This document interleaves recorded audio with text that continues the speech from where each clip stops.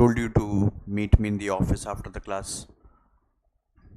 You have not brought the textbook on that day. Is it? Yes? Why you didn't wait it? Pardon? You know you didn't forgot. Today you will meet me. Yeah? कितने लोग हैं जो text book नहीं लाए हैं? Stand up. I said stand up. Now give the reason. Oh.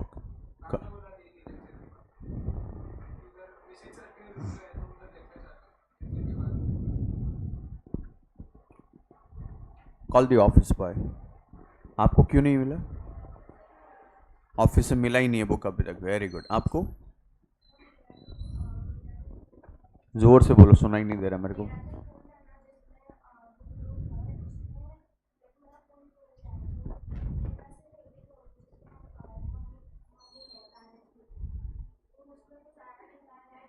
Parents group में तो time table आता है. ओके. रिवाइज वाला मैसेज मम्मी को नहीं आया? वाओ. सो कौन सा लेक्चर था एज पर शेड्यूल? मैथ्स का बुक लाए हो? गुड. Yes sir.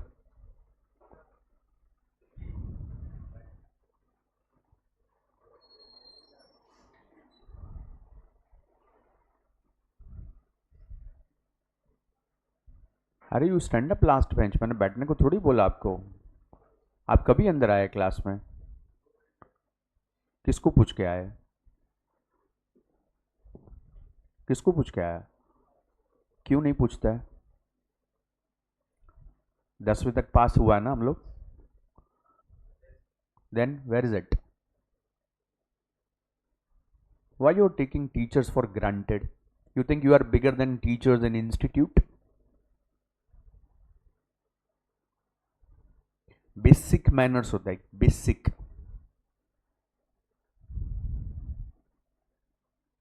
इन लोगों को टेक्स्ट बुक नहीं मिला है.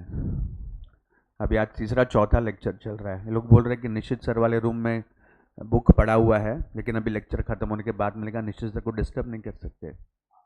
उनको डिस्टर्ब करो, बोलो बुक चाहिए, पंकज सर ने मांगा है, मेरे को बुक चाहिए अभी. 4 लोग हैं. 3 है ना? 3 स्टूडेंट्स. 1 2 2 स्टूडेंट. आप लाया बुक? कौन सा बुक है? Very good. 2 बुक चाहिए. हाँ, बुक दे दो इनको. आप बुक देंगे फिर मैं आगे पढ़ाने को शुरू करेगा. और वो रौनक खड़ा है, उसको भेज दो अंदर. रेड टी शर्ट कॉर्नर आ गया.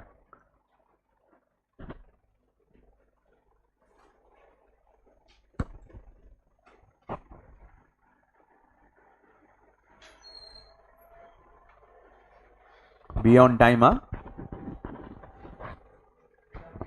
आ गया. लेट आएंगे उसको आगे बैठने का कंपलसरी.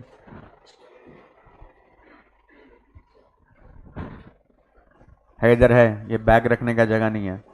बैठो.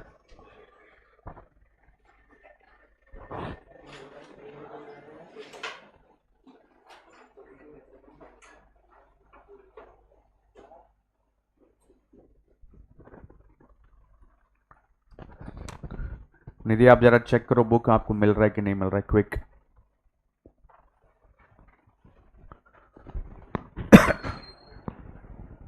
मैंने और एक चीज बोला था, 2 लेक्चर से बोल रहा हूं. क्या बोला था याद है? तो कभी बोलेंगे, उसके लिए इनविटेशन चाहिए अलग से. स्टार्ट.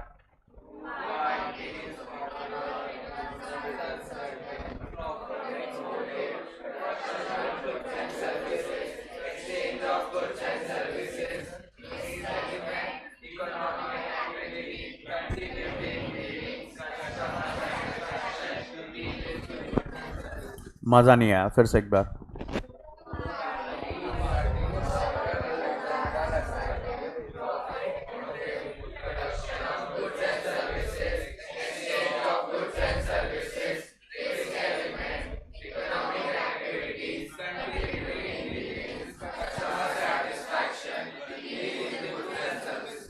बुक बंद करके बोलो।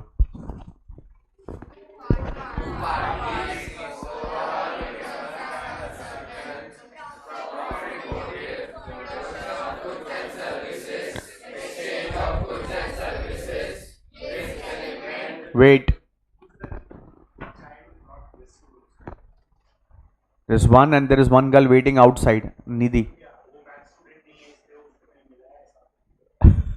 Okay. नहीं, आप दिया नहीं है सर, गलती आपका है सर। नहीं, आपका गलती है सर। आप घर पे कुरियर करना चाहिए, ऐसा नहीं चलता है। अरे OC is a compulsory subject ईश्वर।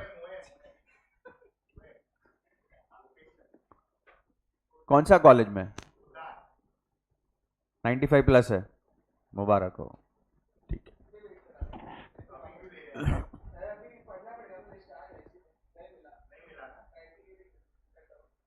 ये कभी मालूम पड़ा तेरे को नहीं मिला? Very good, thank you sir.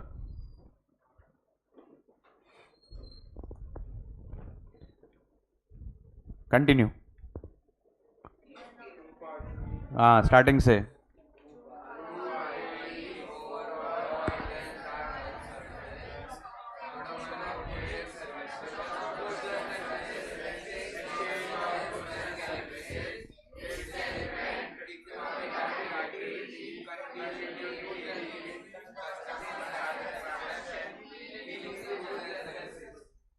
आप दो बोलेंगे सर।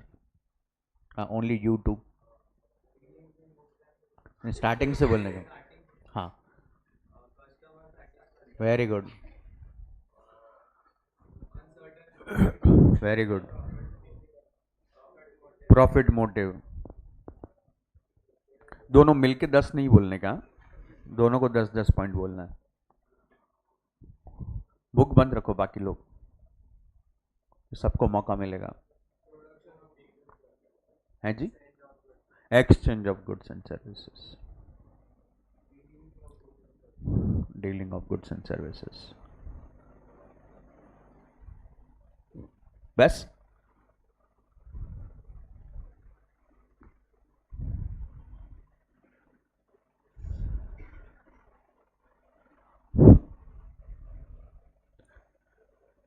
कितने लोग हैं जो वॉलंटरी बोल सकते हैं इसको? Only 1 2 3 4 5, super. मतलब ये 5 को तो नहीं पूछना चाहिए, तो कंफर्म हो गया। और किसी को भी पूछ सकता हूँ। इसको बोलते हैं एक बॉल में पूरा टीम ऑल आउट।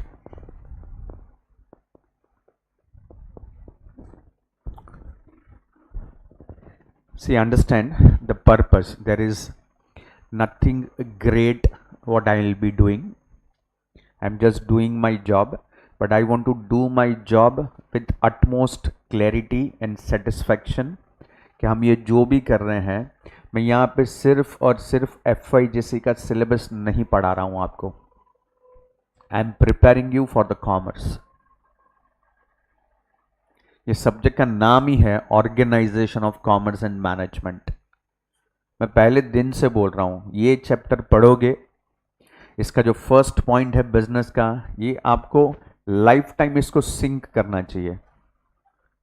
जितना मुझे समझता है यहाँ पे, अगर 70-80% क्राउड अगर गुज्जू क्राउड है, इवन नॉन गुज्जू क्राउड भी है ना, कॉमर्स के स्टूडेंट को ना बिजनेस ऐसा नस नस में जाना चाहिए। कॉमर्स के स्टूडेंट को जितना बिजनेस सेंस हो सकता ना, उतना इस अर्थ पे किसी और स्टूडेंट को नहीं हो सकता। कोई कितना बड़ा इंजीनियर हो जाए, डॉक्टर बन जाए, लॉयर बन जाए, कुछ भी बन जाए, कॉमर्स के स्टूडेंट को जितना बिजनेस का नॉलेज हो सकता उतना किसी को नहीं हो सकता। आई am preparing you for the future, trust me for that. 25 year का एक्सपीरियंस के बाद ये स्टेटमेंट बोल रहा हूँ, तो कुछ लॉजिक होगा। अगर मैं क्लासरूम में आके एक नियम बना रहा हूँ कि भाई साहब अपने को ये 10 फीचर रोज बोलने हैं, जब भी मैं क्लास में आऊँगा बोलना है, पूरे साल के लिए बोलना है, कुछ तो होगा ना उसके पीछे भाई। मैं क्या ऐसे ही कुछ एंथम बना रहा हूँ क्या मेरा पर्सनल, या कुछ ऐसे रुआब झाड़ने की कोशिश कर रहा हूँ कि नहीं मेरा क्लास में तो ऐसा बोलना ही पड़ेगा? There is nothing all such, ऐसा कुछ भी नहीं है।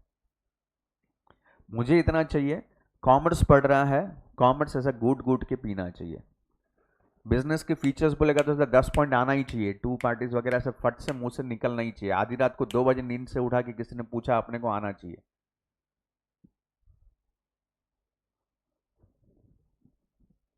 लास्ट लेक्चर में आपको और एक क्वेश्चन सिखाया था, ऑब्जेक्टिव्स ऑफ बिजनेस, याद है किसी को? याद है? किसी को याद नहीं होगा। Economic objective and social objective, 4 economic objective थे, 6 सोशल ऑब्जेक्टिव थे, बताया था आपको, याद है? That means that question develop your business sense.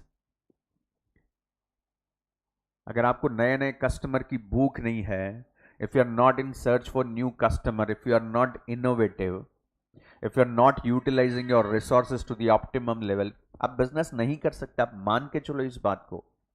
Business सिर्फ एक थॉट, एक आइडिया नहीं होता है। बिजनेस के लिए कुछ क्वालिटीज, सेंस डेवलप करना पड़ता है, और वो अपने अंदर होता ही है कहीं ना कहीं पे। जब हम ऐसा सब पढ़ते हैं ना, तो उसको और जागृत करते हैं हम लोग, डेवलप करते हैं उसको, इवॉल्व होते हैं हम लोग उसमें। These are small techniques which I try to use to get to evolve in commerce. लेकिन हम लोग कैसा ना, ऑर्डिनरी स्टूडेंट के हिसाब से सोचते हैं, अरे ये क्या फालतू बाय हार्ट करा रहा है मेरे को, what nonsense is this. It's up to you how you will take it. 1 महीने के ऊपर हो गया मेरे को ये लेक्चर लेके, तभी भी मैंने बोला था कि इसको याद करना है। अनफॉर्चुनेटली लेक्चर इतना डिले हो रहा है एक एक, बिकॉज आपका कॉलेज का एडमिशन का प्रोसेस लंबा चल गया, बिकॉज ये सिलेबस है ना, मुश्किल से 25-30 घंटे का है। अगर मेरे रेगुलर लेक्चर रखते थे ना, तो शायद दिवाली के पहले तो सिलेबस खत्म हो जाएगा। तो मेरे को अब भी उम्मीद है कि दिवाली के पहले अपना सिलेबस खत्म हो जाएगा 11th का। तो गैप आ गया, दैट डजंट मीन हम लोग भूल जाएंगे, याद रहना ही चाहिए। बेसिक है ये चैप्टर, तो बेसिक है आपका, चैप्टर का नाम ही है बिजनेस।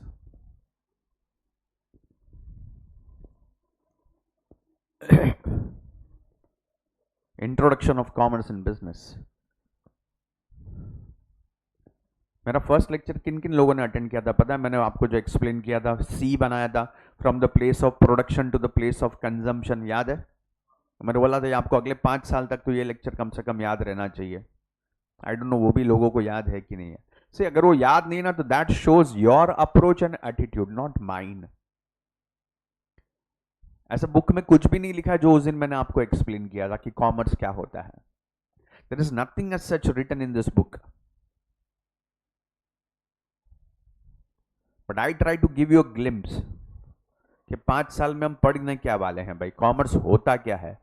बहुत से लोगों ने कॉमर्स ले लिया था, हम लोग ने डिस्कस किया था, they chose commerce not by choice but by default, क्योंकि साइंस नहीं लेना था तो आ गए कॉमर्स में।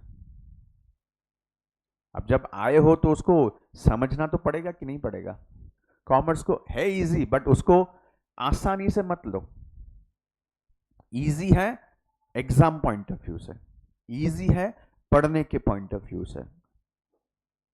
हम लोग टीचर लोग आपस में बात करते हैं, हम ये बोलते हैं कि कॉमर्स में फेल होने के लिए बहुत मेहनत करना पड़ता है। अब कितना भी कर लो फेल नहीं होंगे कॉमर्स में कभी भी, because the subjects are such, it is easy. यहां पे हम लोग एग्जाम पॉइंट ऑफ व्यू का तो बात ही नहीं कर रहा हूं मैं भाई। आपको लेक्चर्स नहीं भी रखेंगे ना, आपने ओसी सब्जेक्ट यहां पे ज्वाइन नहीं भी किया ना, तो भी कोई फेल नहीं होगा भाई, तो भी पास हो जाओगे आप सब लोग। है ही क्या इस सब्जेक्ट में?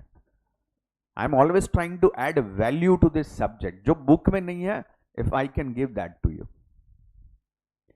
So my folded hand request to all of you: first, be on time; second, bring your books; and third, while in the lecture, do not talk, do not over talk, listen to me.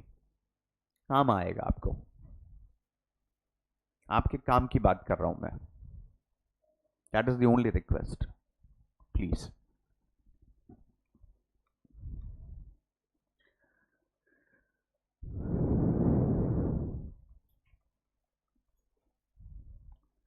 So this we have done, right? Business objective, social objective. भाई अगली बार पूछेगा तो याद आना चाहिए, 10 के 10 point सबको। इस वक्त मैं ज़्यादा उसमें जाना नहीं चाहता। प्रॉफिट, बिजनेस करेगा तो रिटर्न्स क्या मिलता है भाई ईश्वर अपने को? प्रॉफिट मिलता है। प्रॉफिट से क्या क्या फायदा होता है, ऐसा एक स्टूपिड सा क्वेश्चन पूछा है अपने को। नॉर्मल अगर कॉमन सेंस अप्लाई करेगा तो अपने को समझता है प्रॉफिट होगा तो क्या क्या कर सकते हैं, यस और यस। बट सिलेबस में उसको आप सोचो उतना डिटेल जाके डिफाइन करने की कोशिश करें, that what is the role of profit. So as a commerce student, as a maturedly, you have to think that what maximum thing I can do with this kind of the profit. That is your question. That is a role of profit in the business. Okay, the first one, it's a return to the investors. अभी यहाँ पे हम लोग थोड़ा high level का बात कर रहे हैं. We are talking about the joint stock companies like the Tatas and Birlas and Reliance and Infosys and big companies. ये बड़ी बड़ी कंपनियां जो चल रही है, मुकेश अंबानी जो रिलायंस इंडस्ट्री चल रहा है, पैसा किसने इन्वेस्ट किया है भाई? मेरे और आप जैसे लोगों ने इन्वेस्ट किया है, शेयर होल्डर्स ने पैसा इन्वेस्ट किया है। हमारे पैसे से वो कंपनी बिजनेस कर रहा है और हम लोग ने उसको क्यों पैसा दिया? मुकेश अंबानी मेरा चाचा लगता है? नहीं। अपने को भी तो उसमें प्रॉफिट का हिस्सा चाहिए कि नहीं चाहिए? तो प्रॉफिट होगा तो लोगों को पैसा दे पाओगे, इन्वेस्टर का भरोसा जीत पाओगे। इसके लिए प्रॉफिट करना बहुत जरूरी है। मुकेश अंबानी को इसके लिए तकलीफ रहेगा कि लाखों शेयर होल्डर्स हैं भारत के जिन्होंने रिलायंस पे भरोसा जताया है। He has to live up to the expectation of all those share holders every day. So profit gives better return to the investors. और ये पूरे इंडियन इकोनॉमी से चर्न होता है पूरा।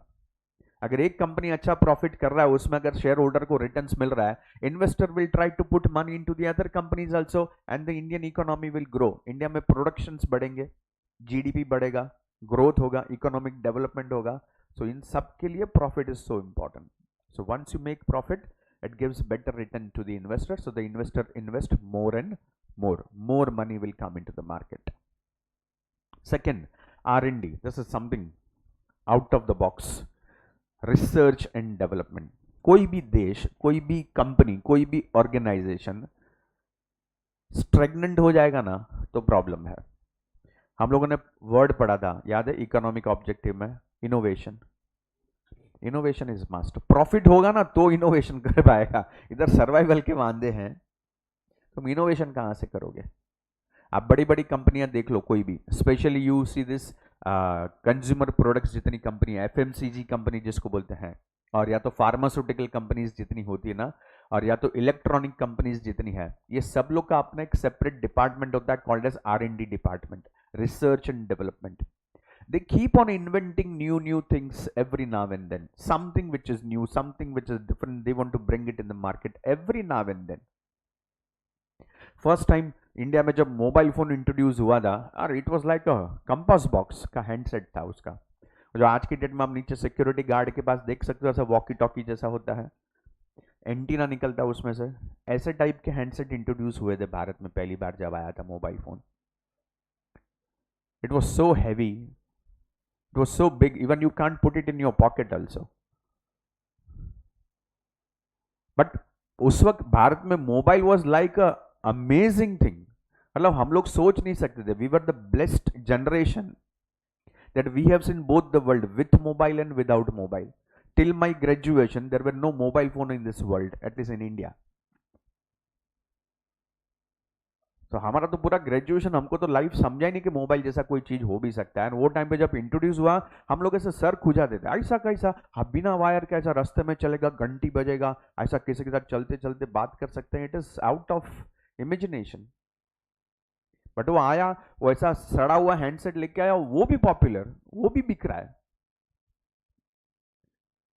फिर धीरे धीरे कंपनी उस पर रिसर्च करना शुरू किया कि और इसमें बेटर क्या कर सकते हैं, कस्टमर को पूछते हैं, सर्वे वगैरह करते हैं, डिजाइन में क्या चेंज कर सकते हैं। तो उसको सर्वे में पता चला, सर ये ना बहुत हैवी है, can you make it more handy और पॉकेटेबल। हाँ, तो फिर नोकिया कंपनी ने छोटे छोटे हैंडसेट बनाने को शुरू किया which is pocketable, easy to carry. फिर उसमें टू टू टू टू करके बटन का, कीपैड बटन का आवाज बहुत आता था। तो सब लोग बोल रहे ये आवाज बंद नहीं हो सकता है क्या? तो लोग ने, वो भी एक छोटा सा सिस्टम था, लेकिन कस्टमर को चाहिए था, R&D किया कि ये म्यूजिक नहीं आना चाहिए बटन दबाने के टाइम पे, वो बंद किया। फिर बोला अरे ये तो अच्छा है, लेकिन इसमें कुछ थोड़ा एंटरटेनमेंट जैसा कुछ आ सकता है क्या? तो वो आपको याद होगा स्नेक वाला गेम वो लोग ने इंट्रोड्यूस किया नोकिया ने वो टाइम पे, which has become famous in India like anything. मतलब पगला गए थे लोग वो गेम देख के। क्या था वो गेम में मेरे को आज तक नहीं समझा, but then people were crazy like anything. Nokia, उसकी वजह से लोग नोकिया के हैंडसेट लेना शुरू कर दिया था उस गेम की वजह से। देन थोड़ा और रिसर्च डेवलपमेंट किया, बोला नहीं और क्या डिज़ाइन में चेंज कर सकते हैं। बोला कि सर ये सब बराबर है, लेकिन इसमें ऐसा कुछ थोड़ा और स्क्रीन बड़ा करके उसमें हम लोग और कुछ वो रेडियो वेडियो उसमें कुछ ऐसा ऐड कर सकते हैं क्या। तो एफएम रेडियो शुरू हुए। And you should know this, because of Nokia mobile phone का introduction of this radio channels, market में एफएम रेडियो चैनल्स शुरू हुए। ये जो आप रेडियो 98.3 और 92.5 रेडियो मिर्ची वगैरह जो भी आप सुनते हो ना बाहर, वो नोकिया कंपनी के लिए शुरू किए गए थे,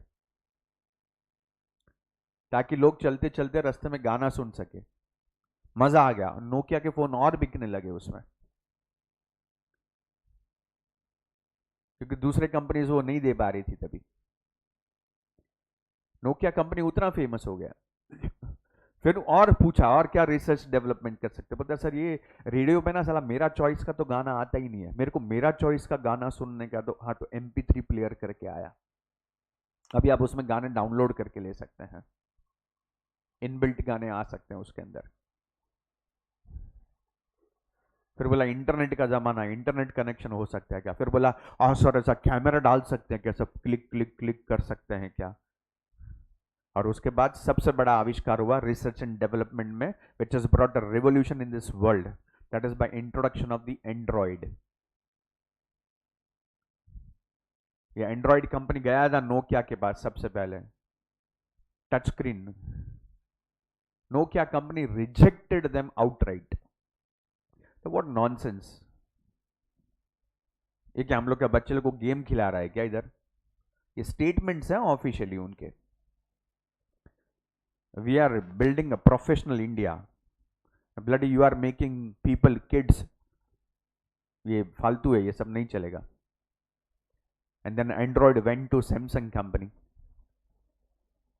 and Samsung company would have understood the vision, and they introduced this first time in India, that is touch screen phone. And वो जो touch screen phone आया, rest is the history.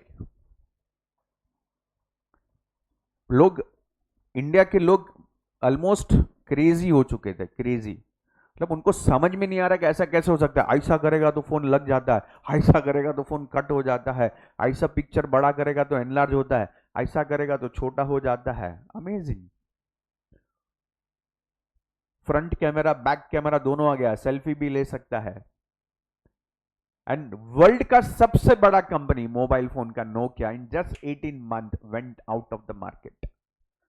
आप कभी कॉर्पोरेट स्टडीज करोगे तो आपको समझेगा, आगे चल के आपको ये सब भी आने वाला है स्टडी में, केस स्टडीज में आएगा। IIM में इसका केस स्टडी होता है, that how Nokia company being the world leader in the mobile phone industry got down to zero in just 18 month after the introduction of the Android.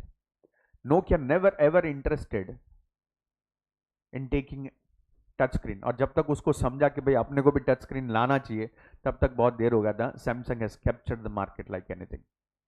पहला IPL जब भारत में हुआ था ना 2008 में, उसका prime sponsor was Nokia. KKR team Shahrukh Khan का prime sponsor was Nokia. 2008 में जो लीडर है 2010 आने से पहले साफ हो चुका था।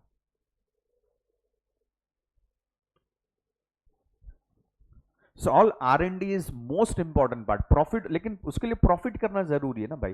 प्रॉफिट होगा तो एक सेपरेट डिपार्टमेंट कर पाएगा कि फ्यूचर के लिए मैं क्या क्या प्रोडक्ट्स डिजाइन कर सकता हूं, क्या क्या तैयार कर सकता हूं। एंड आप बिजनेस करोगे तो आपको ये चीज हमेशा ध्यान रखना पड़ेगा। Let it be your small cafeteria also. You would have open some small tiffin service, you would have opened some coaching institute, whatever business startup you would have done. Keep research, keep on developing yourself, something or the other way you can introduce to this world. But for that you need to have profit, क्योंकि उसके लिए अलग से खर्चा लगता है, अलग से पैसा लगता है, उसके लिए प्रॉफिट करना पड़ेगा पहले। बड़े बड़े फैक्ट्रीज होते हैं खाली जिसमें R&D चलता रहता है बरसों तक। आईफोन क्यों इतना, आप देखो हर 6 महीने में 12 महीने में उसका एक नया मॉडल बाहर आता है। It is out of R&D only. They keep on developing new product, new designs. So profit होगा तो ये कर पाएगा. Third and fourth point is simple, growth and expansion. भाई profit होगा तो growth करेगा ना भाई. आज एक फैक्ट्री एक का 2 करेगा, 2 का 4 करेगा, 4 का 14 फैक्ट्री करेगा. प्रॉफिट तो होने दो भाई. एक्सपांशन भी करेगा. मुंबई में फैक्ट्री है, हाँ न्यू बॉम्बे में भी डालेगा, आगे जाके पूना में भी डालेगा, महाराष्ट्र के बाहर भी डालेंगे, एक्सपांड भी करते जाएंगे. Increases efficiency. What do mean bye efficiency? Efficiency ना प्रॉफिट आपको सिखा देता है कि कहाँ कहाँ पे आप प्रॉफिट ज्यादा कर सकते हैं. So with minimum input you can get the maximum output. It develop your senses more and more. Profit आपको और ज्यादा श्रूड बिजनेसमैन बना देता है. आप और उस चीज को बहुत गहराई से समझना शुरू कर देते हैं कि ये तो करना ही नहीं है मेरे को, इसमें तो कुछ फायदा ही नहीं है. ये करेगा तो इधर 1 रुपया भी ज्यादा मिलता है. Do it more and more. It brings kind of efficiency in you. So means of livelihood. Profit बहुत से लोगों के लिए लाइवलीहुड होता है. प्रॉफिट है तो जिंदा रह पाएंगे, नहीं तो प्रॉफिट नहीं हो रहा है. सेंटिमेंट में आके कोई बिजनेस नहीं करना चाहिए कभी भी. बहुत से लोग ना ऐसे इमोशनल होते हैं, नहीं नहीं मैंने स्टार्ट किया, मैं ऐसा कैसे बंद कर सकता हूं, लोग क्या बोलेंगे. अरे भाई तेरी पैंट फट गई है, खत्म करे इसको. तेरे को लाइवलीहुड की जरूरत है. पहले बेसिक तेरे को आना चाहिए. बेसिक नहीं आ रहा है तो बिजनेस नहीं कर सकते. प्रॉफिट होगा तो बेसिक पे भी टिका रहेगा. बेसिक पे टिकना भी उतना ही जरूरी है. It gives livelihood too. It's a means of livelihood for many people. Sufficient profit होना चाहिए. उतना होगा तो प्रॉफिट चलेगा, टिकेगा. Profit is the biggest reward for risk. More you take the risk, more are the chances of profit. Less you take the risk, lesser are the chances of profit. I'm not saying you will not make the profit, but risk बहुत बड़ा चीज है. हम लोग ने वो element of risk में पढ़ा था, याद है, बिजनेस के फीचर में. तो जितना रिस्क है तो इश्क है. सो प्रॉफिट होगा ना तो और रिस्क भी ले पाओगे. आपका एपेटाइट बढ़ता है रिस्क लेने का. प्रॉफिट है तो लगता है चलो इतना पैसा, एक्सेस पैसा है, चलो एक रिस्क लेके देखता हूं, इतना फर्क नहीं पड़ेगा लाइफ में. 25-50 हजार रुपया डाल दिया, कोई देखते नहीं. लेकिन प्रॉफिट होगा तो रिस्क भी ले पाएगा. So your appetite will increase of taking risk. More importantly, survival. Last में दिया है कि कुछ नहीं होगा, एटलीस्ट इस दुनिया में सर्वाइव कर पाओगे उतना प्रॉफिट तो करना ही चाहिए. प्रॉफिट होगा. कंपटीशन बहुत है मार्केट में, लेकिन मार्केट में टिकने के लिए प्रॉफिट तो करना पड़ेगा. You have to survive. ठीक है, आगे चल के मौके मिलेंगे तभी कमा लेंगे ज्यादा, लेकिन अभी मार्केट में टिक गया कंपटीशन में, वो भी बहुत बड़ा बात है. भगवान मौका देता है सबको एक एक बार, तब कर लेंगे. So this is all about role of profit in business. Quickly this A B C D E F G H, ये जो 8 पॉइंट है फटाफट से क्विकली गो थ्रू कर लो, पढ़ लो, समझ लो, एक्टिंग कर लो, नहीं समझा पूछ लो. There are certain risk ना which is beyond your control. There are certain risk which is in your control. 12th standard में एक चैप्टर आता है, उसमें आपको ये चीज डिटेल में समझेगा, which is called as internal environment and external environment. Business environment करके एक चैप्टर है पूरा अपने को. Now there are certain things which is in your control. What is in your control? Your business decisions of how much finance you want to put. कौन से employ को appoint करने का है, उसको कितना सैलरी देने का है. प्रॉफिट उस पर भी डिपेंड करेगा ना कि तू कितना पैसा कहाँ पे खर्चा करता है और कहाँ पे बचाता है. Which is manageable in your hand. It is controllable factor. But then बाहर के कुछ फैक्टर ऐसे होते हैं ना जो तेरे कंट्रोल में नहीं है, उससे भी तेरे को रिस्क तो है. फॉर एग्जांपल गवर्नमेंट का पॉलिसी चेंज हो गया. मैंने रिस्क वाले में पॉइंट में बताया था दैट गवर्नमेंट ने डिक्लेयर किया प्लास्टिक बैन. तेरा प्लास्टिक की फैक्ट्री है, अब नुकसान हुआ कि नहीं हुआ? अच्छा, तेरे को पता था गवर्नमेंट ही करने वाला है? नो. लेकिन अब उस माहौल से तो निकलेगा कैसे? प्रॉफिट बना के रखा रहेगा तो सेविंग होगा तो काम आएगा ना. और सेविंग कब होगा? जब प्रॉफिट होगा. सो रिस्क बहुत जितना भी आपको रिस्क लेने का है, आप पहले प्रॉफिट करके बैठो तो रिस्क ले सकते हो इन सब चीजों का, नहीं तो नहीं कर पाएंगे. There are certain government policies में देखा है that increase fall in demand. अचानक से मार्केट में डिमांड चला गया उसका, उस प्रोडक्ट का, फैशन चेंज हो गया. मोबाइल फोन जब इंट्रोड्यूस हुए थे, मैंने आपको बोला था नोकिया कंपनी का डिमांड ही खत्म हो गया पूरा, क्योंकि एंड्रॉइड आ गया मार्केट में. Fall in demand of Nokia. Nokia आज भी चल रहा है, सर्वाइव हो गया ना. ठीक है, मार्केट लीडर से जीरो पे आ गया, जीरो से वापस वो एशिश से बढ़ने की कोशिश कर रहा है, फिर से सर्वाइवल से बाहर निकल रहा है। आज उसने भी नए नए प्रोडक्ट लॉन्च करने का ट्राई कर रहा है, चल नहीं रहा, वो अलग स्टोरी है। आज की डेट में भी लोग नोकिया को आज भी पसंद नहीं कर रहे, नोकिया का नाम पहले टॉप 10 में भी नहीं आ रहा आज की डेट में, but still company is not shut down, company is still working, क्योंकि पहले इतना प्रॉफिट करके रखा है तो काम आया उसको।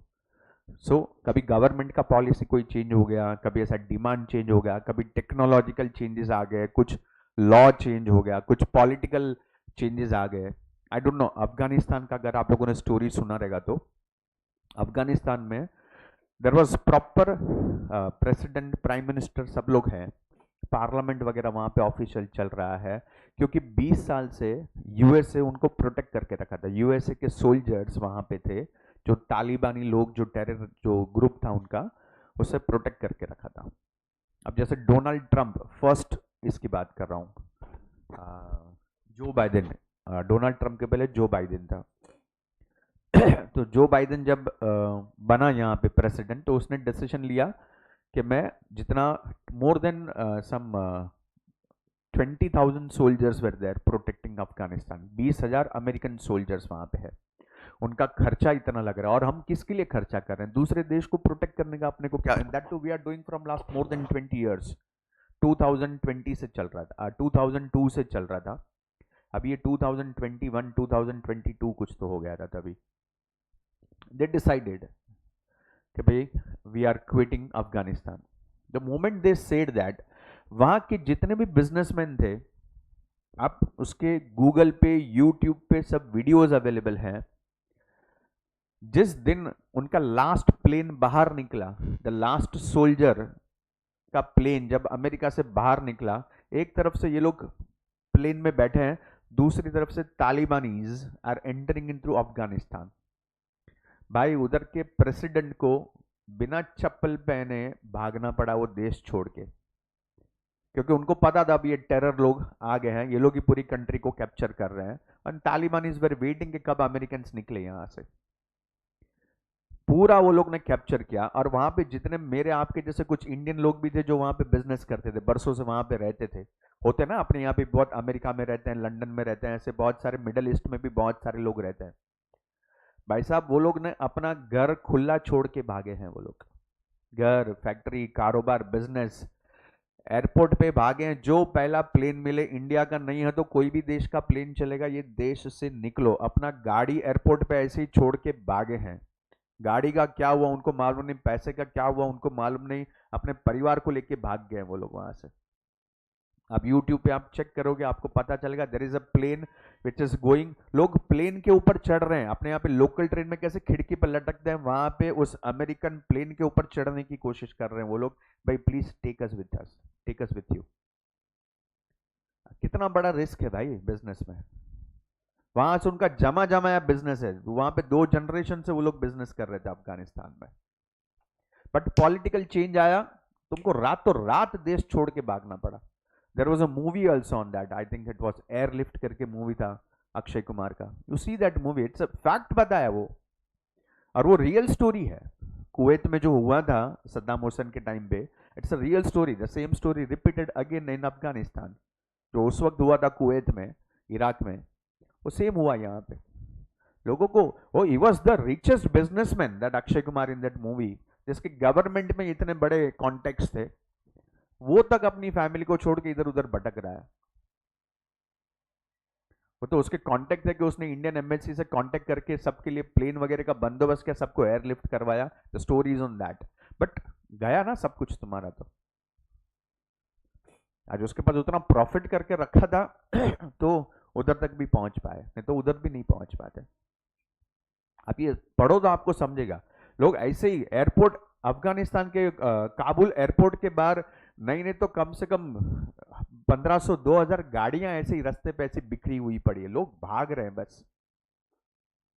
This is the worst thing can happen in your life, worst thing where you have to leave everything and just have to run for your life. Worst thing can happen, but political changes आया ना, सब कुछ भी बदल सकता है, you don't know. अभी I don't want to be political और we don't want to be biased on any political party, but Bharat में जिस तरह से अभी ये चल रहा है, आई डोंट नो अभी आप लोग पार्लियामेंट वगैरह भी समझते हो कि देखते हो कि नहीं देखते हो. The way India is taking shape today, it may happen that after 3 years in 2029 election the government will change. The moment government will change, you see how India is going down and down and down. It's very important to understand politics also, that's why. Because हमारे एक vote से किसी एक party को stability मिलेगा, वो stability मिलेगा, it is going to stabilize our future and our generation. Problem is that people do not understand long term things. तो रिस्क है भाई सब जगह पे.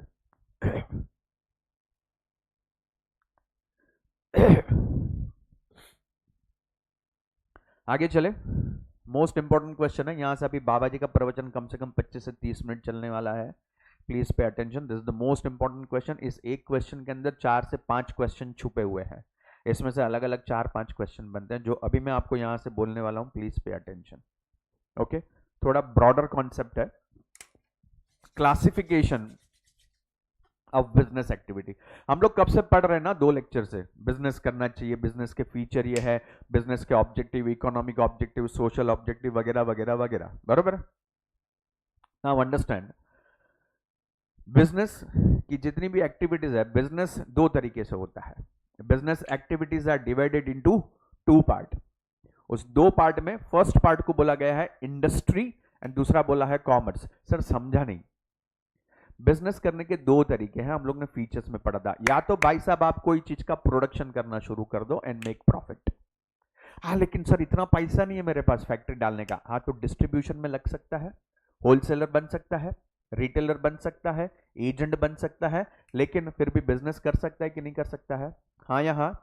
सो या तो तुम पैसे कमाने के लिए या तो किसी चीज का प्रोडक्शन करने पे जुट जाओ, एंड प्रोडक्शन नहीं कर सकते तो जिसने ये प्रोड्यूस किया है उसके डिस्ट्रीब्यूशन करके भी तो प्रॉफिट कर सकते हैं कि नहीं कर सकते हैं. ऑफ कोर्स कर सकते हैं. सो बिजनेस को 2 पार्ट में क्लासिफाई किया है. अब जो मैन्युफैक्चरिंग पार्ट है उसको एक वर्ड दिया है called as industry. Right, industry मतलब प्रोडक्शन होना. एंड दूसरा पार्ट दिया है कॉमर्स, जहां पे जो मैंने आपको फर्स्ट लेक्चर में सिखाया था, from the place of production to the place of consumption. जितना भी चीज आएगा वो पार्ट ऑफ कॉमर्स हुआ ना. बरोबर है. आप एडवर्टाइजिंग फील्ड में हो तो आप कुछ प्रोड्यूस थोड़ी कर रहे हो, लेकिन पैसा कमा रहे हो कि नहीं कमा रहे हो. किसी ने कुछ प्रोड्यूस किया है उसका एडवर्टाइज तुम करते हो ना. ट्रांसपोर्टेशन का बिजनेस कर सकते हो ना. यस और यस. मार्केटिंग का कर सकते हो, सेल्समैन बन सकते हो. किसी ने प्रोड्यूस किया लेकिन आप उसमें से पैसा कमा लोगे. सो कॉमर्स को साइड पे रखा है थोड़ी देर के लिए. Just focus yourself on the word industry. Let's focus on this word production, industry. अभी industry is also further divided into 3 part. Industry भी 3 टाइप के होता है. इंडस्ट्री 3 टाइप के. First one primary industry, secondary industry, tertiary industry. Sir primary बोलेगा तो क्या? Primary बोलेगा तो first thing. Sir first thing तो मेरे को भी समझ है, लेकिन फर्स्ट थिंग मतलब क्या होता है? फर्स्ट थिंग मतलब जो सबसे बेसिक होता है, something which is God gifted to you, और उसमें से अगर आप कोई चीज का प्रोडक्शन करते हो ना तो you are connected with the primary industry. Sir समझा नहीं. अरे स्टूपिड. एग्रीकल्चर. एग्रीकल्चर में तू क्या मैन्युफैक्चर करता है? जमीन मैन्युफैक्चर किया तू? नहीं. बीज भी तो भगवान नहीं दिया तेरे को, वो भी तो जमीन में से उगा हुआ था. उसके लिए पानी लगेगा तो बारिश भी भगवान ऊपर से नल चालू करके दे देता है तेरे को. तेरे को क्या काम करने का? तेरे को तेरा बेसिक मेहनत करने का, उस पर खेत जोतने का.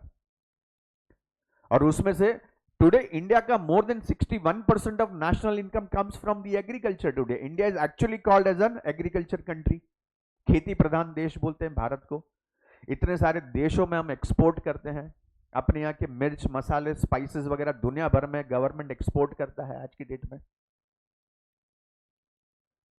So that is primary industry, something which is not made by you.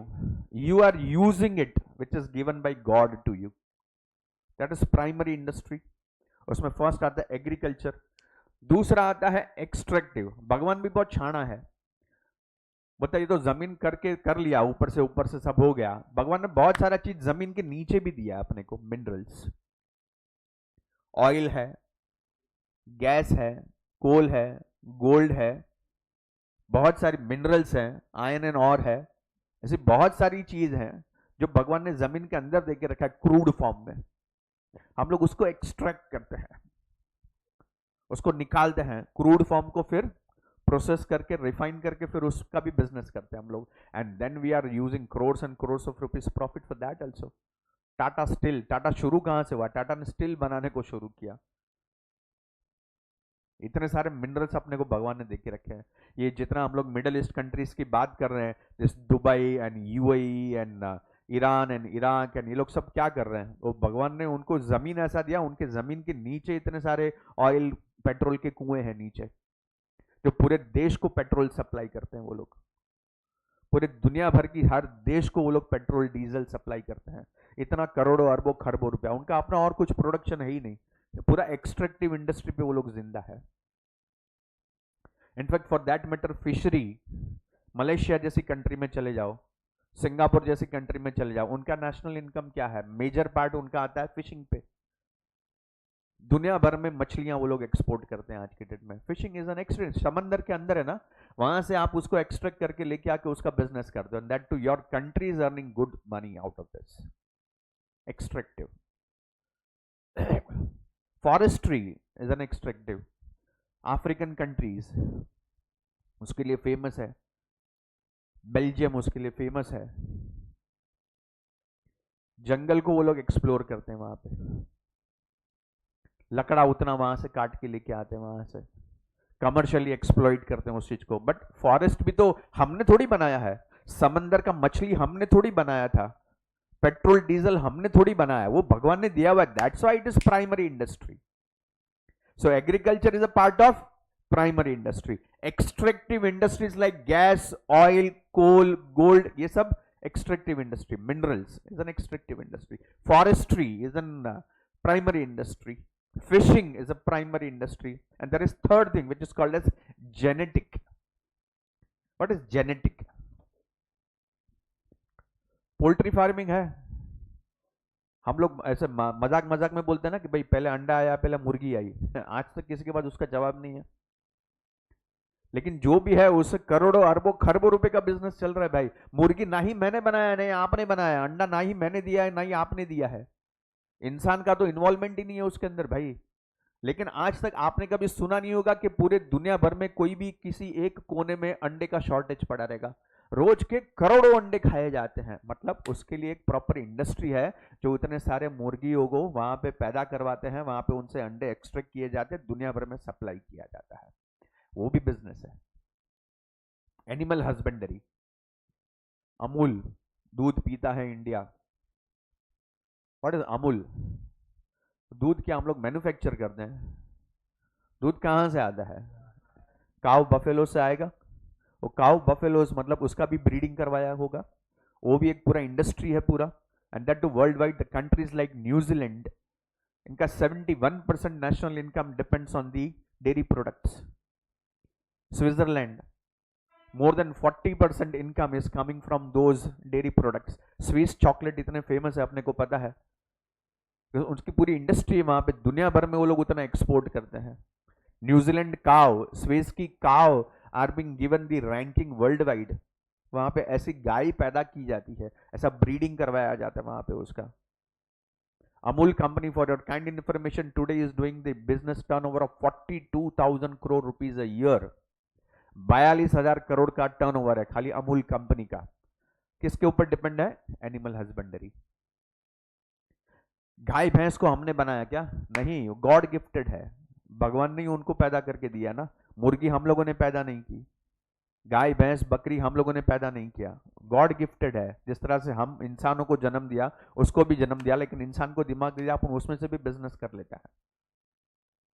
All are primary industry, because उसमें अपना कॉन्ट्रीब्यूशन नहीं है, हम उसमें से दिमाग लगा के कर लेते हैं।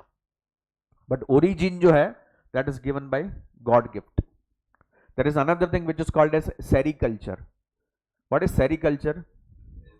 सिल्क वॉर्म, रेशम का कीड़ा भी तो हम लोग ने नहीं बनाया ना। लेकिन आज भारत भर में अंग्रेज लोग थे ना, तब से India is famous for the export of silk.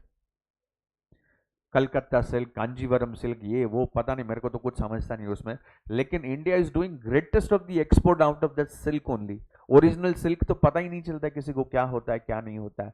But आप सोचो वो सिल्क वॉर्म जिसका एक छोटा सा वो कीड़ा है, उसकी बॉडी में से एक छोटा सा तार निकलता है, खाली सिल्क का एक छोटा सा तार एक वॉर्म से निकलता है। It is, I leave it up to your imagination to understand कि करोड़ों अरबों रुपए का जो हम बिजनेस करते हैं उसमें कितना सिल्क मैन्युफैक्चर होता है, और वो सिल्क उतना मैन्युफैक्चर करने के लिए कितने सिल्क वॉर्म का वो लोग ब्रीडिंग करवाते होंगे। somebody has to understand this. It's a business. Horticulture. What is horticulture? Herbal products पता है सब, फ्रूट्स पता है, वनस्पति, पेड़ पत्ते पौधे। बाबा रामदेव क्या करता है, पतंजलि कंपनी ओपन करके रखा हुआ है। Patanjali company is today doing a turnover of 72,000 crore rupees a year. ईश्वर साल का 72,000 करोड़ का बिजनेस करता है। किस में से? पेड़ पत्ते पौधे में से। पेड़ पत्ता पौधा मैंने आपने बनाया है? नहीं, वो उसमें से बिजनेस करता है, हर्बल प्रोडक्ट बनाता है, दवाइयां बनाता है, कॉस्मेटिक्स बनाते हैं और बेच रहे हैं सबको। फ्रूट्स वेजिटेबल का बिजनेस हो रहा है आज की डेट में, उसमें से हो रहा है। प्राइमरी इंडस्ट्री है वो, something which is originated by God and we are using it, so all such thing is called as a primary industry. Coming to the second part, secondary industry. What is secondary? Secondary is actually manufacturing industry, जो factory में produce करते हैं हम लोग, लेकिन उसमें भी 80% चीज है ना अपने को प्राइमरी से उठाना पड़ता है। Raw material we take it from primary and then we try to make it. For example cotton, खेत में टी शर्ट उगता है क्या? कॉटन उगता है ना, लेकिन कॉटन नहीं आता है। लेकिन कॉटन को फिर फैक्ट्री में लेके जाके उसको प्रोसेस करेगा ना, उसका थ्रेडिंग वीविंग सब करके उसको शर्ट में डाइंग वगैरह करके मैन्युफैक्चर करेगा ना, फिर दुनिया भर में एक्सपोर्ट करता है। हम लोग बोलते हैं ये शर्ट मैन्युफैक्चरिंग है फैक्ट्री, लेकिन उसका रॉ मटेरियल कहां से आया? प्राइमरी से आया। खेत में डायरेक्ट लेस का पैकेट उगता है क्या? आलू उगता है ना, आलू लेके आता है ना हम लोग प्राइमरी इंडस्ट्री से, फैक्ट्री में फिर उसका पीलिंग वगैरह करके उसको फ्राई वगैरह करके उसको पैक वगैरह करके दुनिया भर में लेस के वेफर के पैकेट बेचे जाते हैं। It's a secondary industry, it's a manufacturing. Tomato ketchup, tomatoes खेत में उगते हैं, उसको फिर फैक्ट्री में लेके जाके प्रोसेस करके उसका टोमेटो सॉस केचप वगैरह बना के दुनिया भर में डिस्ट्रीब्यूट होता है ना। यस और yes, yes, that's a manufacturing industry, जहां पे हम एक्चुअल रॉ मटेरियल को लेके आके प्रोसेस करके फैक्ट्री में रॉ मटेरियल को फिनिश प्रोडक्ट में कन्वर्ट करके बेचते हैं उसको। That is manufacturing industry. Manufacturing industry में दूसरा एक चीज आता है, last bench, I am here, please turn this side. Board उधर है, मैं उधर बैठा है कि इधर बैठा है? सेकेंड लास्ट बेंच, थोड़ा कॉर्नर पे जाओ। हाँ, let me see his face. Why, what you are looking at them? यही प्रॉब्लम है, आपको लग रहा है इससे भी इंपॉर्टेंट कोई चीज तुम दोनों के बीच में आंखों आंखों में इशारे में हो रहा है, तो मेरे को नहीं पता भाई। What was so important? आपको सब आता ना ये? You should be.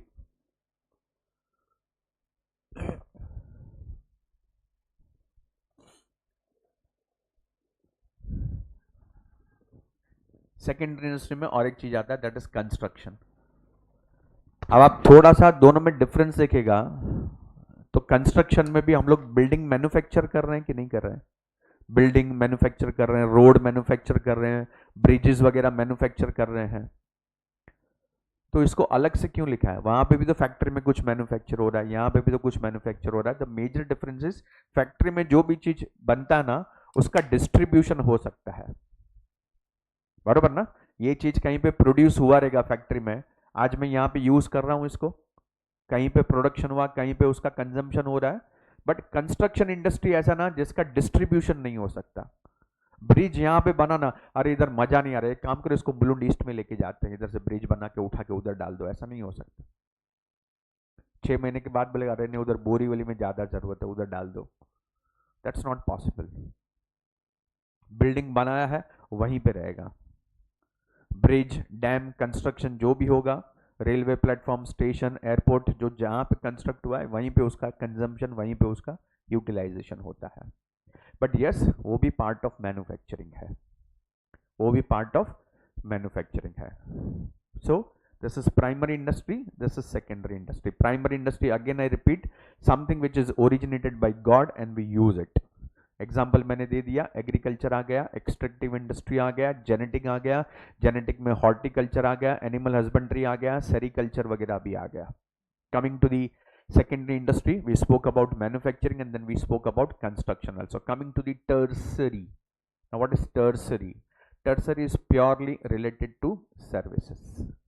सर्विस अपने आप में एक इंडस्ट्री बन चुका है which is of huge crores and crores of rupees, and mark my word, the next 50 years of India is going to be dedicated to the service industry. It is a sunrise of service industry in India. We are going to earn huge out of service industry and last 15 year has proved it already. Bharat में अगर आप data वगैरह पढ़ोगे ना तो आपको समझेगा 2011 की बात है, मेरे ख्याल से 2009 की बात है. 2009 में जब कैलकुलेशन किया गया था कि भारत में कौन सी इंडस्ट्री से कितना इनकम आता है, primary industry was just contributing around 11% only, and agriculture was contributing to the India's national income was more than 61%. And today you all will be surprised to know this, primary industry is just at now 41% and tertiary industry from some 11% to rise to 37% today in the India's contribution. So it is growing like anything today. And service industry बोलेगा तो क्या हम लोग क्या कर रहे हैं यहाँ पे? Teaching is what? Service industry. Hotel क्या है? होटल में आपको सर्विस ही तो मिलता ना, hotel is a service industry. Finance सबसे बड़ा फील्ड, इंश्योरेंस, बैंकिंग सर्विस है ना आपको एक टाइप का. यस और यस, सर्विस इंडस्ट्री. सो टर्सरी इंडस्ट्री में कोई चीज मैन्युफैक्चर नहीं हो रहा है, आपकी अपनी स्किल पे आप लोगों को सर्विस देते हो, वो इंडस्ट्री अपने आप में इतना बड़ा हो चुका है आज की डेट में.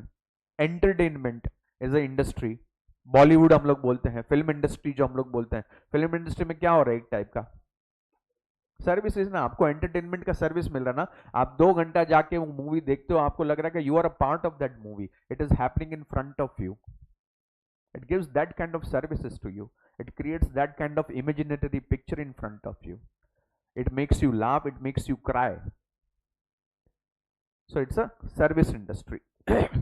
टूरिज्म, ट्रांसपोर्टेशन सब उसके अंदर आ जाता है. So this is all part of service industry, right. ये हो गया industry. Industry yes sir, app secondary में आएगा. डेवलप किया ना आपने, डेवलप किया मतलब you have manufactured it, it will be a part of secondary industry. and then somebody is trying to make it applicable to all, that is in the part of distribution, that becomes service industry. तो अब तक हम लोगों ने industry पढ़ा जो manufacturing से related था, हम लोगों ने बोला था फैक्ट्री रिलेटेड था. Coming to the part of commerce, शुरुआत हम लोगों ने आंसर का किया था that business activities are divided into 2 part, industry and commerce. हम लोग ने कॉमर्स साइड पे रखा था, सिर्फ इंडस्ट्री पढ़ा. अभी इंडस्ट्री को साइड पे रख के just focus on the word commerce. Commerce is further divided into 2 part, that is one is trade and second is aids to trade, or in another word it is called as auxiliaries to trade. Now focus on the word trade. मतलब क्या होता है भाई? Trade मतलब क्या? Commerce और trade में क्या डिफरेंस है फिर? कॉमर्स में exchange of goods and service है.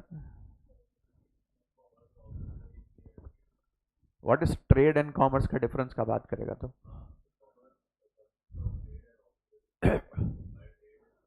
That is given in the book. I am asking in general, how do you differentiate that, if you can explain that?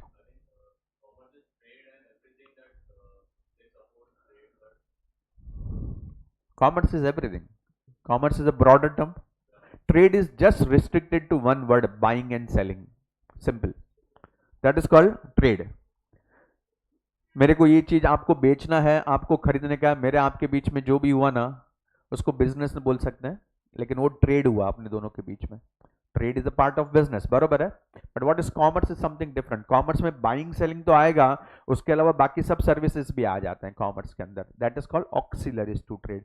ये ट्रेड को successful बनाने के लिए और बहुत सारा चीज का जरूरत पड़ेगा. इतना आसान नहीं है कि मैंने ये चीज बेचा, इसने खरीदा. मेरे को ये बेचने का था, इसको पता कब चला?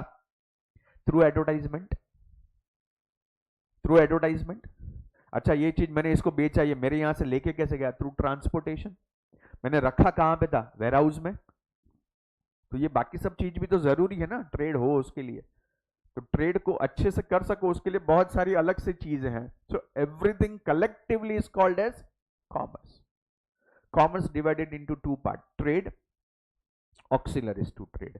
ट्रेड में आप वापस आओगे, trade is further divided into two part, home trade and foreign trade. अभी होम ट्रेड बोलेगा तो क्या? something which is within the geographical boundary of the country. If you do kind of a business, that business is called as a home trade. आप महाराष्ट्र में रहते हो, महाराष्ट्र में मुंबई पूना के बीच में बिजनेस कर रहे हो, होम ट्रेड. आप महाराष्ट्र के बाद दिल्ली में किसी को मटेरियल सप्लाई कर रहे हो, still it is home trade.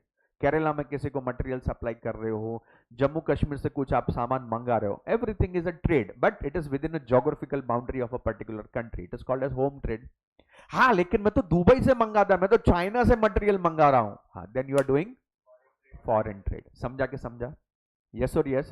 हाँ, लेकिन होम ट्रेड में वापस दो टाइप का बिजनेस होता है. One is wholesale trade, another is retail trade. Wholesale बोलेगा तो अपने को सबको पता है, आगे इसका पूरा चैप्टर है अपने को, सेकंड चैप्टर, थर्ड चैप्टर, इसके ऊपर ये पूरा होलसेल ट्रेड, रिटेल ट्रेड के ऊपर. होलसेल अपने को कॉमन एक वर्ड में समझ कर, something when you do business in bulk, it is called as wholesale. And छोटा छोटा क्वांटिटी में बिजनेस करेगा उसको क्या बोलेगा? Retail trade. But everything is within the part of geographical boundary, so everything is a part of home trade. Then what is foreign trade? Foreign trade वापस तीन part में डिवाइडेड है. कौन से तीन पार्ट में डिवाइडेड है? Import, export and entrepot. अभी इंपोर्ट एक्सपोर्ट हम लोगों ने सुना है. What do mean by import? Buying from another country. दूसरा देश से अगर हम कोई सामान खरीदते हैं, चाइना से बहुत सारा इंपोर्टेड चीज भारत में आता है कि नहीं आता है? It is called as we imported. What is export? we are supplying goods to the other country, selling to the other country. I am exporting manufacturing, so I am exporting it. Yes or yes? So import export समझा. There is another third thing which is called as entreport. Entreport में first you import something, then you try to reassemble certain things, add your Indian value into that, and then उसको pack करके export कर देने का. That entire process is called as entreport. For example, Redmi के phone आते हैं, Redmi company का phone है, और Redmi company, for your kind information, जो शाओमी कंपनी जो है दैट इज चाइनीज कंपनी. अब ये चाइना कंपनी ना भारत में इतना सारा उसने बेच दिया ना, सैमसंग कंपनी को भी थ्रेट आ गया. इतना सारा सस्ता सस्ता मोबाइल फोन बना के and same quality, but Samsung वाला फोन 15,000 में देता है, ये 11,000 में देता है. And we Indians are not so quality conscious, we are cost conscious. हम लोगों ने सब टूट पड़े रेडमी कंपनी के ऊपर. अब रेडमी कंपनी का इतना सारा माल बिका, इतना बिका, that it has become a threat to the Indian economy, कि ये चाइना इतना ही माल भारत में भेज देगा इस तरह से, और हम लोग खरीदते रहेंगे. It will be a difficult thing for us. How do Indian manufacturer will survive? So India put a condition to Redmi company. Indian government said sorry, अभी हम आपको यहाँ पे इस तरह से ट्रेड करने को नहीं दे सकते. Now there is a condition, terms and condition apply. You know what is the terms and condition? They said you have to manufacturing in India, even though you are a Chinese company, you have to have your factory in India. You may bring your technical know how, expertise आपका है ना, software आपका है, but उसका manufacturing जो है handset का, ये आपको भारत में करना पड़ेगा. Redmi company can not afford to lose the business of India. They agreed. वो लोग आए भारत में, फैक्ट्री डाला, बैंगलोर में फैक्ट्री डाला, गुड़गांव में फैक्ट्री डाला.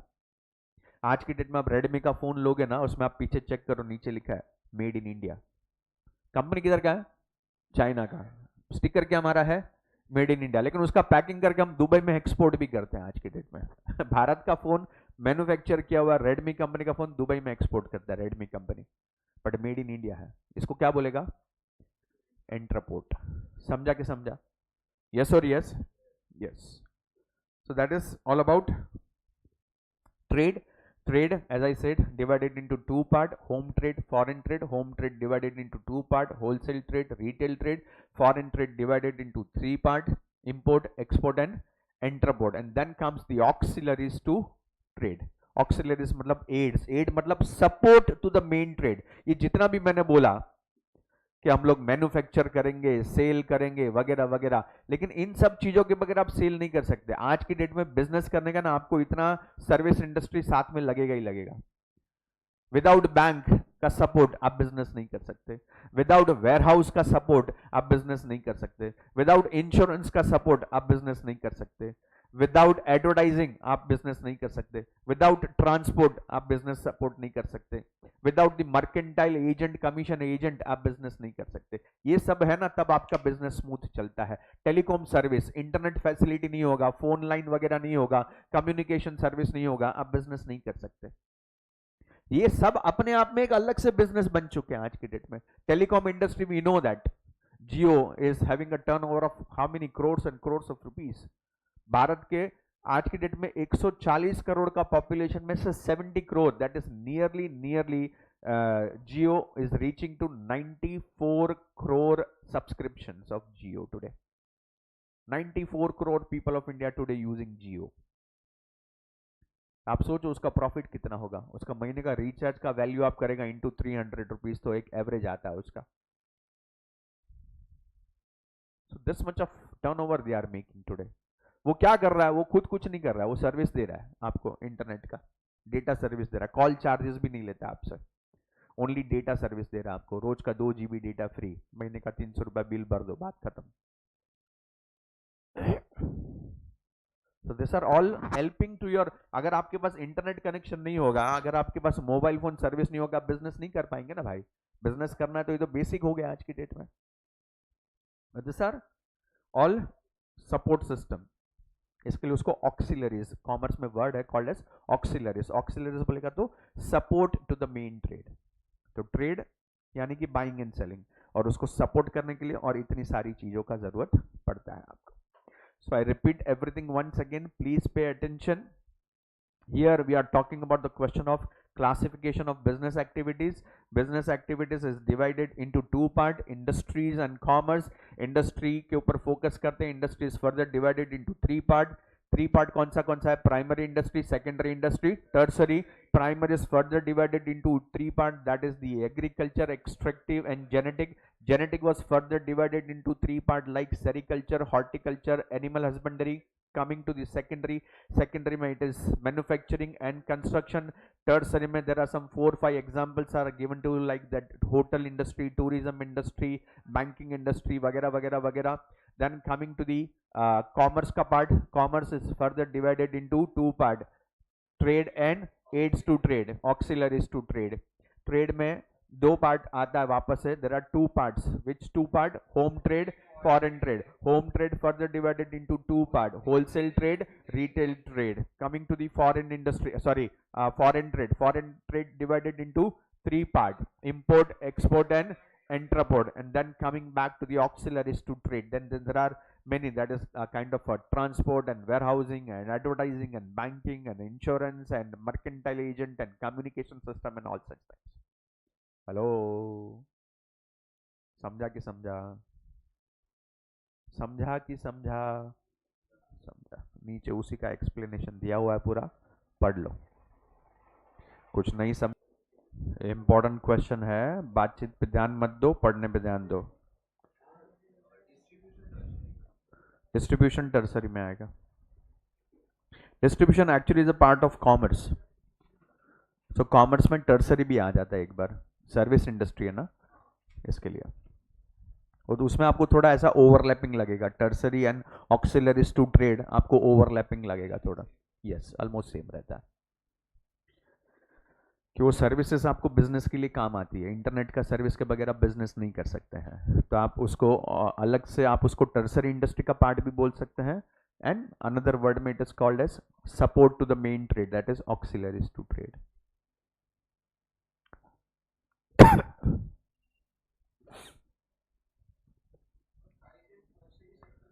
हाँ,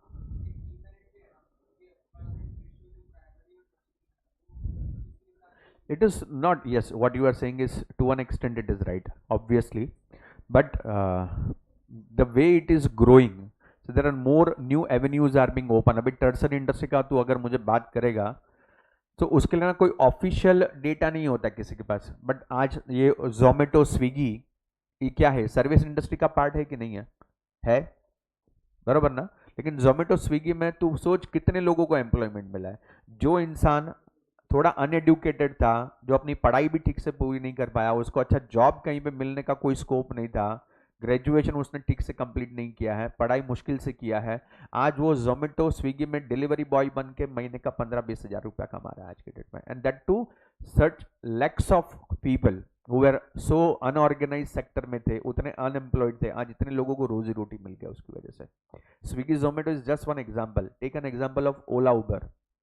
ओला उबर में इंसान क्या कर रहा है, खाली ड्राइवर ही तो है, उसने और कोई स्किल डेवलप नहीं किया उसने। बट आज ओला उबर के लाखों ड्राइवर हैं जो महीने का आराम से 40-50-60 हज़ार रुपये कमा लेते हैं। सो बेनिफिट है, नहीं भी है। एग्रीकल्चर कैसा ना, डायरेक्ट अपने को दिखता है कितने लोग एम्प्लॉयड हैं, कितने, गवर्नमेंट के बुक्स में वो सब चीज आता है। अपने यहाँ पे प्रॉब्लम क्या है ना, if I am a driver of Uber, if I am earning 30-40,000 rupees, bloody I am not paying my income tax, I am not in the books of government. तो गवर्नमेंट के बुक में वही दिखेगा कि tertiary industry में employment नहीं है, but मेरे हिसाब से it is giving this much of employment to people. Today it is more than primary in practical, but आगे चल के रिस्क है। वापस रिस्क ये है कि ओला उबर कंपनी ये सब मल्टीनेशनल कंपनीज हैं, इंडिया का नहीं है। Now they are exploiting us today, they will make a slave of us, and then उनका काम हो जाएगा, अपने को निकाल देगा, अपना जॉब सिक्योर्ड नहीं है वहां पे, वो प्रॉब्लम है उसमें। जो एक्चुअल में हुआ था ओला उबर जब 2005 में जब भारत में शुरू हुआ था, 2005 भी नहीं, 2005 में नहीं, उसके बाद की बात है 2010-11 के आसपास ये सब हुआ था। जब ओला उबर शुरू हुआ, you will be surprise to know, you know how much they were paying to the driver. अगर समझो यहां से मैं नरीमन पॉइंट जा रहा हूं एंड यहां से कैब का बिल 500 रुपीज का हो रहा है, 500 के ऊपर 30% will be given to driver. 500 का 30% कितना हुआ, 150 रुपया और एक्स्ट्रा मिलेगा ड्राइवर को। 500 तो मैंने दिया ही दिया ड्राइवर को, उबर कंपनी उसको और 150 रुपया दे रहा है। भाई तू मजा कर। आई हैव सीन पीपल, मेरे सामने पूना में रिलायंस इंडस्ट्री है, पूना के रिलायंस इंडस्ट्री में एक छोटा सा वर्कर था, उसको वहां पे कुछ उसको 32-31 हज़ार का सैलरी था, उसने वो जॉब छोड़ दिया क्योंकि यहाँ पे वो महीने का 80-90 हज़ार रुपया कमा रहा था जब उबर शुरू हुआ तब। क्योंकि कस्टमर तुमको ढूंढ के दे रहे हैं वो लोग, तुमको तो कस्टमर भी ढूंढने का नहीं है। वो दिन का 14 घंटा 15 घंटा उबर चलाता था, और ऊपर से इतना बड़ा बड़ा भाड़ा मिलता है उसको, ऊपर से उबर कंपनी 30% एक्स्ट्रा दे रहा है उसको। He was earning like hell, he was so happy. इधर मेरा 30 हज़ार का सैलरी था, इधर मेरे को 80-90 हज़ार रुपया, 3 गुना मेरा इनकम बढ़ गया। He was so happy. But then story changes after 3 year 2 year. अब रिलायंस अपना उबर वाला बोलता है अभी आपको 30% नहीं मिलेगा, 20% मिलेगा। ठीक है, अभी आदत पड़ गया ना, अभी काम धंधा छोड़ के ड्राइवर बन गया है। 30 का 20 चलेगा, 20 का 10 हुआ, 10 का 5 हुआ। You know what is the current situation today? Uber driver is paying 30% to Uber company today. 2008 और 2025 में हम लोग बैठे हैं, 17 साल में पूरा कहानी टेबल टर्न अराउंड हो गया। You want to be a driver of Uber, भाड़ा भाड़ा सब हम लाके देगा तेरे को, लेकिन जितना भाड़ा तू कलेक्ट करेगा उसका 30% now we will charge from you. मतलब आपको कितना आदत डाल दिया। सो जो पब्लिक को आदत डाल दिया, ड्राइवर को आदत डाल दिया, and that is what the main aim of this multinational. They are ready to throw money for first 5, 7, 10 year. They are ready to make losses. Loss करेंगे वो लोग, कोई चिंता नहीं, क्योंकि उनको पता है आगे का प्रॉफिट। स्विगी जोमेटो आपको आदत ही डाल दिया, आपको समझा नहीं अब तक क्या होने वाला है आपके साथ। और स्विगी का एक एडवर्टाइजमेंट आता है, बोलते एक गुलाब जामुन भी खाने का तो हाँ, तो मैं एक गुलाब जामुन भी डिलीवर करेगा आपको। रात को 12:30-1 बजे तुमको खाने का मन किया, हाँ तो हम है ना डिलीवरी करने के लिए। ब्लिंकिट है, जेप्टो है, वो फ्लिपकार्ट का मिनट्स है, 10 मिनट में सब आ जाएगा। મમ્મી को नमक लेने के लिए, अरे मम्मी तो रेवा देनो नीचे नहीं थी उधर तो मीठू लेवा माटे, ऐसा अपन ऐप पे डाल देगा 10 मिनट में ग्रोसरी डिलीवरी आ जाता है। आई अंडरस्टैंड कि आपको ये चीज समझ में आ रहा है कि नहीं आ रहा है कि आप लोग कौन से दिशा में जा रहे हो। This multinational company is binding you today. इतिहास मालूम है ना सबको, अंग्रेज लोग कैसे आए थे यहाँ पे भारत में, बिजनेस करने के लिए आए थे in the name of east India company, याद है? East India company is back with new names. Trade करते करते आने वाले सालों में, आने वाली जनरेशन तक अपने को इतना कैप्चर कर लेंगे, अपने को पता भी नहीं चलेगा हम उसके गुलाम बन चुके हैं। फ्लिपकार्ट किसका है? वॉलमार्ट किधर का है? भारत पे किसका है? मिंत्रा किसका है? ये सब वॉलमार्ट का है।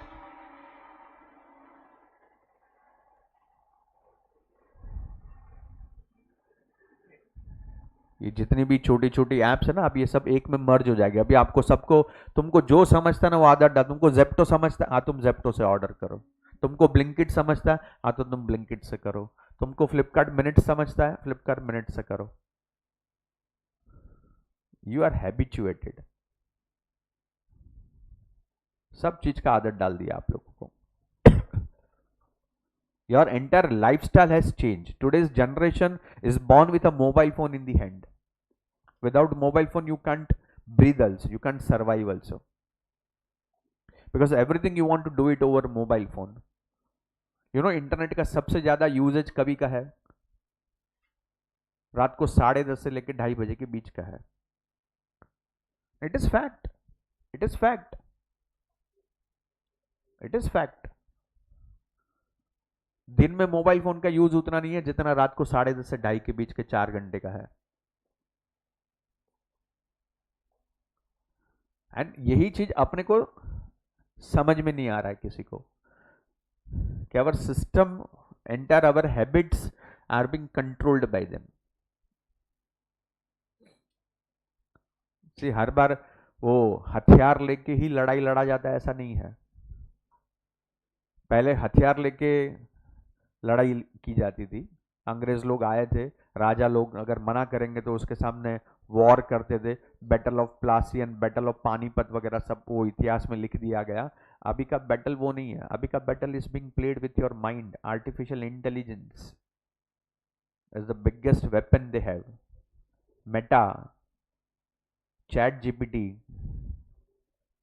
ये उनके हथियार हैं अभी। They are playing with your brain. This mobile apps, आप गूगल प्ले स्टोर पे चले जाओ, 5 करोड़ से भी ज्यादा फ्री मोबाइल एप्स अवेलेबल हैं। More than 5 crore free apps. You just think and that thing is available on app, free. कुछ paid होते हैं, कुछ फ्री होते हैं, लेकिन मिलता सब है ऐप के ऊपर। गूगल ऐप पे सब अवेलेबल है। प्ले स्टोर में जाके खाली सर्च मारो, आपको जो चाहिए मिलेगा।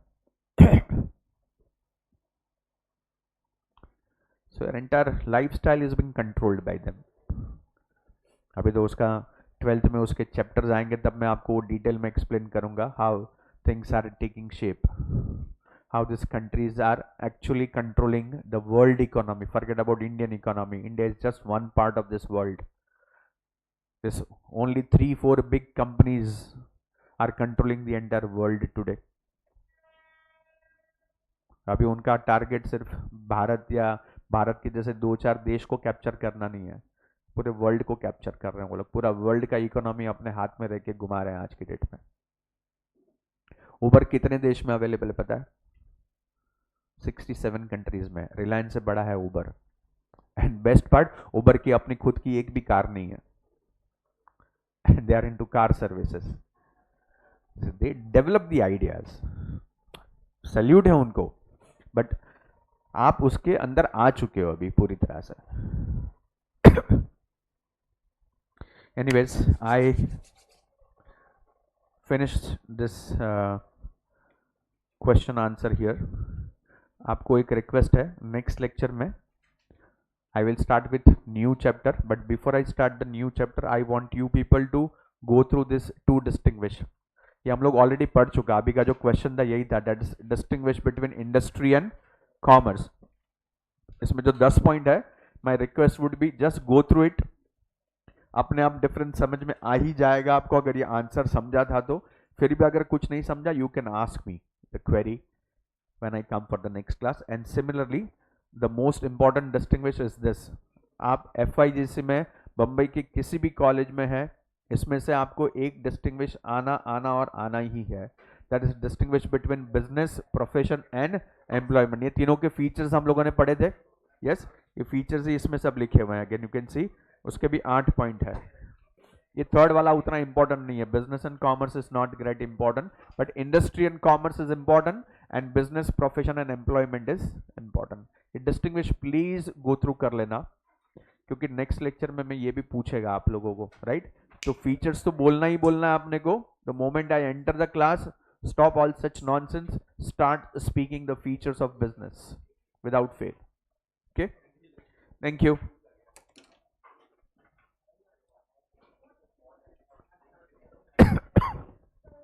Yes.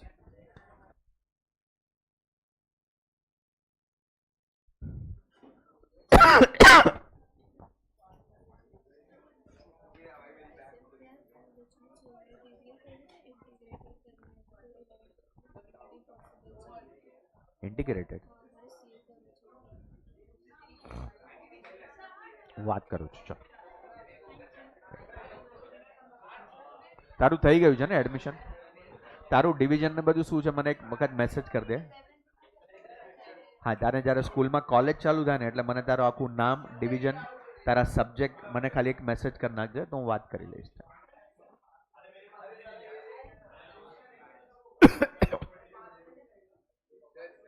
बोलिए सर. मर्केंटाइल मतलब ब्रोकर. अभी देख, इसके पास बहुत सारा स्टील पड़ा हुआ है, ये होलसेलर है, ठीक है? तेरे पास तू 5 रिटेलर को जानता है. अब रिटेलर किसके पास से लेगा? होलसेलर के पास है. लेकिन रिटेलर होलसेलर के कांटेक्ट करने के लिए बीच में एक एजेंट होता है, that is called mercantile agent. वो इधर से उधर सबको मटेरियल सप्लाई करके अपना उसमें कमीशन लेगा, 0.5%, 1% वगैरह. जाओ जाओ मैम, जाओ बुक लेके आओ नेक्स्ट टाइम से. I understand, but please take care. Yeah, bye.